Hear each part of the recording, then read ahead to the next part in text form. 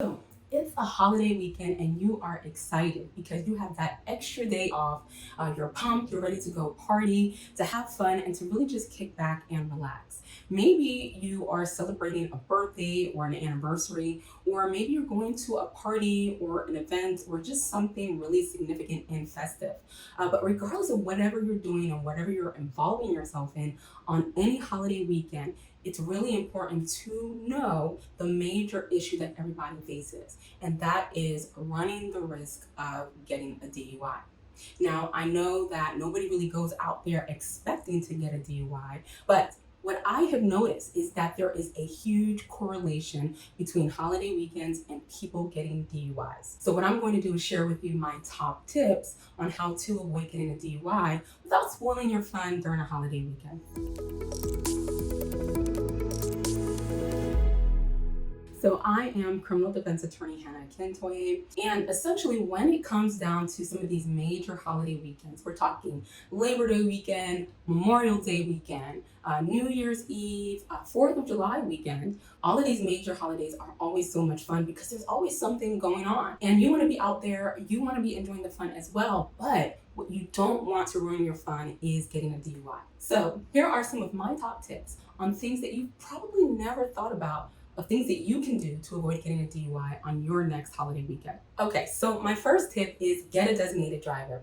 And everybody's heard of a DD, a designated driver, before. And what this essentially means is that you have somebody who is not drinking who is going to drive to and from the event or venue that you're going to. Now, typically what I recommend is if you know that somebody is not drinking, they don't like alcohol, or they don't drink at all, that's the best friend to have. Why? Because they're not being inconvenienced by being a designated driver. And a way to further ensure that you don't inconvenience them is you simply ride to their residence, you let them drive to and from the venue, and from their residence, when they come back, you drive back home. And so when you do it that way, they're not being inconvenienced. They're going to go to and from the venue just like they would anyway. And all they have to do is add an additional person in the car. There's nothing really burdensome that they have to do in order to drive you to the venue. And so that way you can have the leisure to drink whatever you want without the overwhelm of wondering if you drank too much and could potentially get a DUI. My second is create your own rideshare. Now, this one requires a little bit of improvising. Why? Well, because you can actually pay somebody to drive you to and from an event, a party, the club, the bar, or any venue, especially if you guys are going in groups. So what I typically ask people is, if I were to pay you to go to a party or an event or something that you were already planning on going to, but the only caveat is that you couldn't drink, but I would pay you to go to the event, would you accept that invitation or not? Depending on the price, that person may be inclined to go to that party, that event, that club, knowing that they can't drink. But if they're receiving some type of compensation for it, then maybe they wouldn't mind. So let's say you're going to a party or an event and it's 4 of you, right? And you guys all plan on going to the same event, but a couple of you really don't want to pay the extra cost of an Uber. Now, an Uber in my area, let's say it's a minimum of about $15 each way. Well, that adds $30 to the money that you're already planning on spending. So if you were planning on going out to eat and getting a couple of drinks, you can easily run a tab or a bill up to $100 just for one night out. And for some people, that may not be a reasonable expenditure.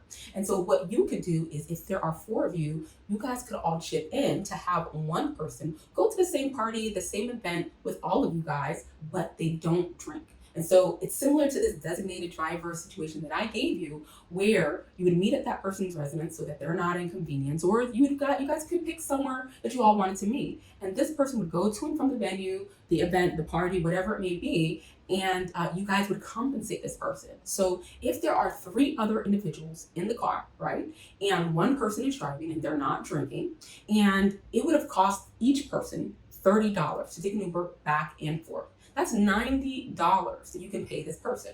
Now, obviously, if you're gonna have a friend do it, maybe they would, not accept so much money. So let's say your friend says, okay, you know what, just pay me $50 or $60. I don't know about you, but if you've seen the gas prices today, they're pretty high. So $50 for gas to and from a venue or $60 for gas to and from a venue sounds like a pretty good gig to me. That could buy me another night out, or it could buy me some other item that, I've been wanting to pay for. It could pay my bills, it could be anything. So if you pay a friend, a family member, whoever is going out with you, a couple of dollars just to compensate them for gas or the inconvenience of not having to have as much fun, that could be a good way to get to and from a party or an event without having to worry about driving and therefore getting a DUI.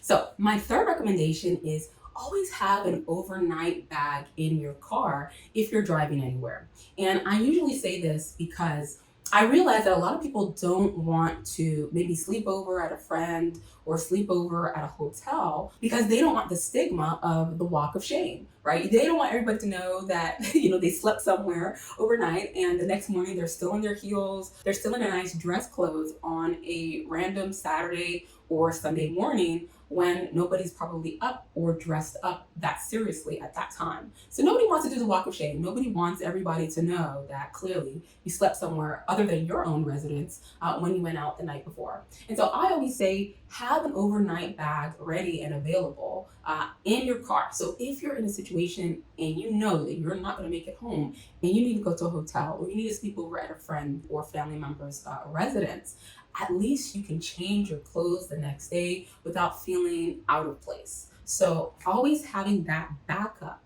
is really important so that you can be comfortable in whatever decision that you're making when you decide that you're just not going to drive back home that particular night. Instead, wake up the next morning and drive home.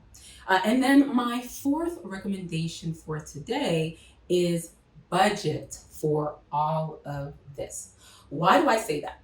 Well, I think a lot of the times people get DUIs is they don't want the additional costs of having to be safe and not drive home. It's cheaper to just simply drive your own car home instead of spending the time, energy, or money on a hotel or spending the money on an Uber or Lyft or taking any other financial steps to make sure that you don't drive home.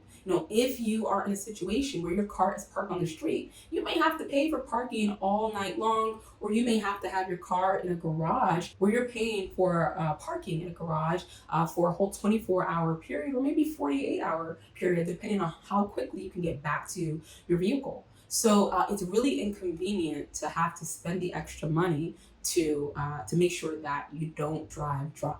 And so if you have a budget for this, meaning that you know that you want to go out twice or 3 times in a month, save extra money for Ubers, for Lyfts, for hotels, whatever it may be, so that you don't have to worry about having to take the chance of saving a couple dollars and then risking getting a DUI and drunk driving.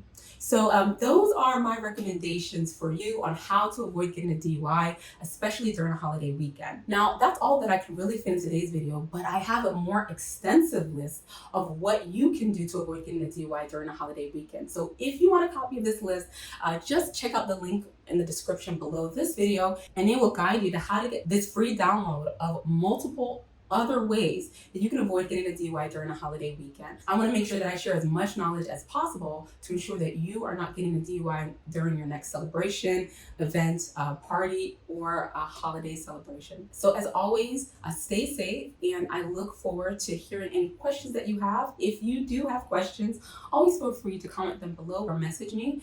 You can message me here or on my website, mydclaw.com, and I'm always happy to chat with you further. Stay safe, and I'll see you soon.